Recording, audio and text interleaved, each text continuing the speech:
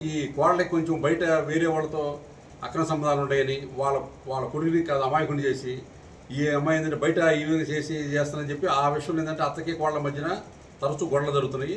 వాళ్ళ ఫ్యామిలీలో కూడా గొడవలు వస్తే ఎట్టయినా సరే ఏంటంటే మా అత్త నాకు అడ్డుగా ఉంటుందా అనే అభిప్రాయం ఈ అమ్మాయి కోడలో కలిగింది. వాళ్ళకి ఎట్టయినా సరే అడ్డు తొలగించుకోవాలనే ఉద్దేశంతో ఇప్పుడు మనం లేడీస్ ఏంటంటే ఈ మధ్యన కాదు టీవీ సీరియల్స్ లేకపోతే యూట్యూబ్లో ఆ టీవీలో మొత్తం చూస్తుంటారు కదా, ఆ విధంగా నేర ప్రవృత్తి ఏ విధంగా చేయాలి అనేది ఆ అమ్మాయి ఎంచుకొని ఏంటంటే ఎట్టయినా సరే మొత్తమే అడ్డు తొలగించుకోవాలి. ఏంటంటే వాళ్ళ భర్త ఏంటంటే కొంచెం డ్రింకింగ్ అలవాటు ఉందో అతను పెద్ద పట్టించుకోడు, అమాయకులాగా ఉంటాడు. ఏంటంటే ఈ అమ్మాయి ఇంట్లో పెద్ద ఈ అమ్మాయిది కాబట్టి మా అత్త నాకు అడ్డుగా ఉంటుందా, అతను అడ్డు తొలగిసేస్తే నాకు ఇంకా నేను చేస్తుండే కార్యకలాపాలకి ఇంకెవరు అడ్డు ఉంటారు అనే ఉద్దేశం ఏంటంటే ఆ అమ్మాయి ప్లాన్ చేసుకొని ఆ అమ్మాయి వాళ్ళ అమ్మని కాడ పిలిపించుకొని అర్ధరాత్రి పూట 1 గంటప్పుడు మంచం మీద నిద్రపోయినామంటే వీళ్ళేమో లోపల కొనుక్కొని ఉన్నారు.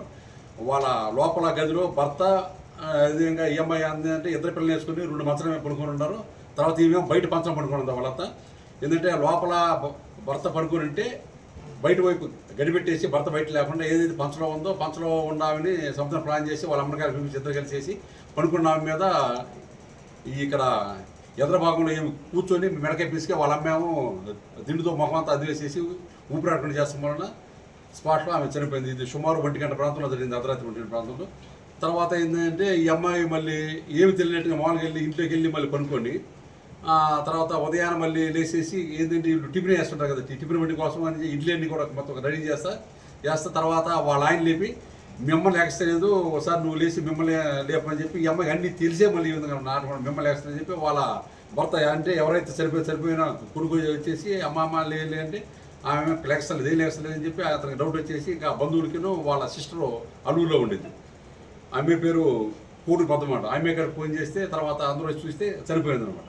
ఎలా చనిపోయింది అనేది మీ మిస్టరీ అనమాట. ఇంకా వాళ్ళకి ఆల్రెడీ అనుమానం వచ్చింది. ఆల్రెడీ గతంలోనే వాళ్ళ కూతురు అంటే పద్మకి అల్లూరులో ఉన్న పద్మకి చనిపోయినామని చెప్పింది. ఇంకా నాకును మా కోళ్ళ మధ్య గొడవ జరుగుతుంది, ఎప్పుడైనా నన్ను చంపొచ్చు, నాకు భయంగా ఉందని చెప్పి ఆల్రెడీ గతంలో చెప్పింది. దాని మీద అంటే వాళ్ళు అనుమానించేసి ఎంక్వైరీ చేసి ఈ విధంగా రాత్రి అని చెప్పి వెంటనే వాళ్ళు వచ్చి పోలీస్ స్టేషన్కి వచ్చి రిపోర్ట్ ఇచ్చారు.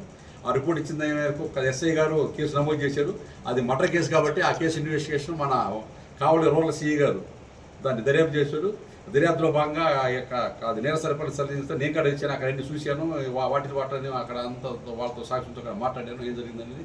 ఈ కేసు నిర్ధారణ ఏంటంటే ఎవరైతే వీళ్ళ కోడలు ఉందో అంటే మైపాటి పద్మశ్రీ వాళ్ళ అమ్మ పుచ్చపల్లి మాధవ్ అనమాట. వీళ్ళిద్దరు కలిసి ఆ ప్లాన్ ప్రకారం ఆమెను పెద్దవాళ్ళు చంపారు. కాబట్టి ఈ కేసు నిర్ధారణ మేరకు వాళ్ళకి నిన్న రాత్రి వాళ్ళే వచ్చి మన దగదర్తి పోలీస్ స్టేషన్లో సిఐ గారి ముందు సరెండర్ అయిపోయారు. ఆ సరెండర్ అయిన తర్వాత రాత్రి 9 గంటల ప్రాంతంలో సిఐ గారు వాళ్ళని అరెస్ట్ చూపించి ఈ పూట వీళ్ళని తీసుకెళ్ళి కొవ్వూరు కోర్టులో అన్నమాట ఆధారపరిచి మేము చట్టప్రకారమైన చర్యలు తీసుకుంటున్నాం. నేనేంటంటే సమాజంలో ఉన్న ప్రత్యేకించి లేడీస్ చెప్పేది ఏంటంటే మీరు యూట్యూబ్లు చూసి లేదా టీవీ సీరియల్ చూసి అత్తాకోళ్ళ మధ్యన వైరాలు ఎన్ని ఉంటాయి, అలాంటి వాటిని మీరు ఏంటంటే మీ కాడ అలా చేయాలనే ఉద్దేశంతో చేయొద్దు. దయచేసి ఏంటంటే మనిషి ప్రపంచంలో అంటికంటే విలువ ఏంటంటే మనిషి ప్రాణం. ఒకసారి మనిషి ప్రాణం పోయిందంటే మళ్ళీ కాబట్టి మీకేమన్నా మీ అత్తకి మీకు సరిపడకపోతే మీరు సపరేట్ ఇంట్లో మీరు ఉండను, కానీ వాళ్ళతో కలిసి ఉండి ఏంటంటే ఈ విధంగా వాళ్ళ మీద కక్షలు పెంచుకొని ఈ విధంగా చంపేస్తాం అనేది చాలా గౌరవం అనేది.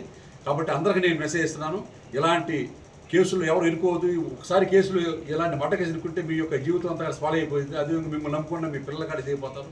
కాబట్టి ప్రతి ఒక్కరు కూడా ఇలాంటి అఫెన్స్ల పట్ల చాలా జాగ్రత్తగా ఉండాల్సిందిగా కోరుతున్నాను. మొట్టమొదటిసారిగా మన నెల్లూరు జిల్లాలో క్యాన్సర్ సంబంధిత సంపూర్ణ వైద్య సేవలు ఇప్పుడు మన మెడికవర్ హాస్పిటల్ నందు అందుబాటులో. అత్యాధునిక సాంకేతిక పద్ధతులలో దక్షిణ భారతదేశపు మొదటి హాల్సియన్ రేడియేషన్ మిషన్ తో క్యాన్సర్ కు రేడియేషన్ చికిత్స, నిష్ణాతులైన వైద్య నిపుణులు, మెడికల్ సర్జికల్ రేడియేషన్ ఆంకాలజిస్టులు, న్యూక్లియర్ మెడిసిన్ ఫిజిషియన్ అన్ని వేళలా అందరికీ అందుబాటులో. అన్ని రకాల క్యాన్సర్ చికిత్సలను డాక్టర్ ఎన్టీఆర్ వైద్య సేవ పథకం ద్వారా నిర్వహించుదురు. మరిన్ని వివరాలకు 086135003551 ను సంప్రదించండి. Medicover cancer institute, NH5, Chintareddypalem cross road, Nellore.